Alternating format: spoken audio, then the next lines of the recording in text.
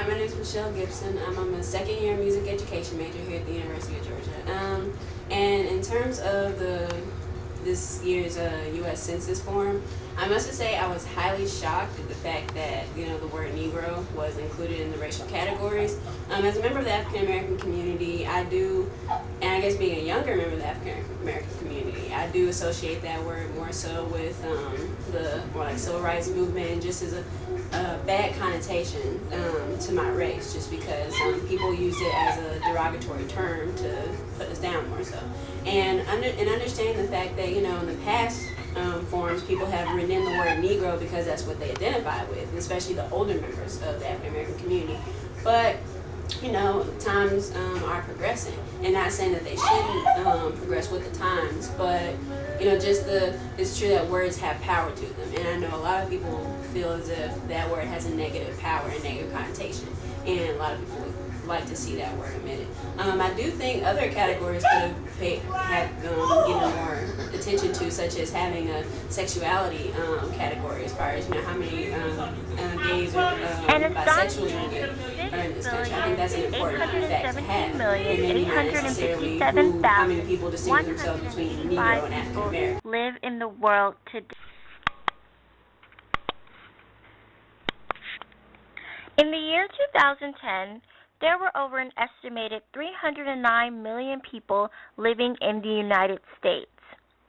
The U.S. population growth is among one of the highest industrialized growths for a country in the world.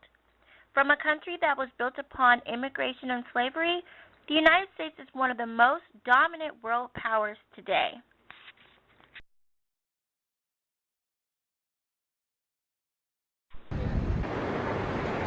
In 2008, the city of Athens, Georgia, home of the Georgia Bulldogs, had a population of approximately 113,398 people. In one of the most economically important nations, the division of money provided by the U.S. government from data collected by the census could greatly help the increasing poverty levels in Athens County.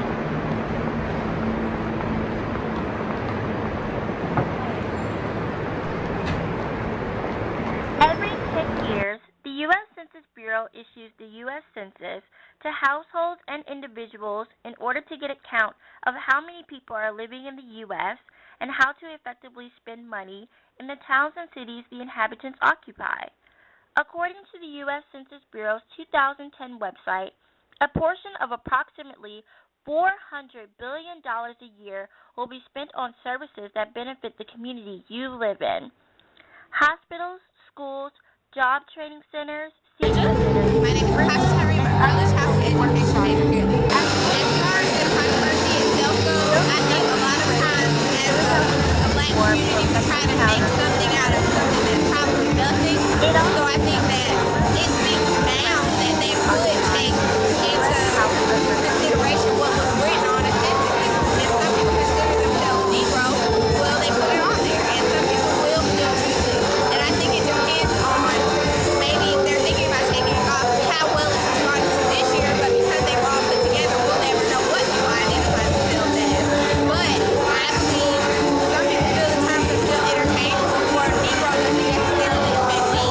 So speaking on the controversy itself, I think we might be making something that's really It's all about intent. I think with the census, Well, and I'm a computer science major at the Franklin College of Arts and Sciences at the University of Georgia. I think Negro being on the census is kind of a slap in the face. I mean, I don't really understand why they felt the need to re-include it. I know a significant number of people actually voted in on the last census, but I think it's 2010, and at this day and age, the term Negro is somewhat offensive, and I don't quite understand everything behind it. As far as it being inclusive of all people, I think the term Negro actually singles out a select group of people as opposed to uniting the broader aspect of African Americans and people who do consider themselves Negro. Like, yeah, me, I'm African American, but I don't identify with Negro. If you're trying to truly get a better view and aspect of the people in America, then if you're going to add Negro, you might as well add, gay and lesbian or other categories of people. U.S. Census Bureau, there are approximately 310 million people living in the U.S. today. According to data collected by the 2000 census, there are over 36 million African Americans living in the U.S. In 2008, there were an estimated 28,981 African Americans living in Athens-Clarke County, only 21,019 people short from the 50,000 African Americans who listed themselves as Negroes on the 2000 census. According to Tom Smith, Director of General Social Survey, NORC, from the American Association for Public Opinions Research, labels play an important role in defining groups and individuals who belong to the groups. This has been especially true for racial and ethnic groups in general and for blacks in particular.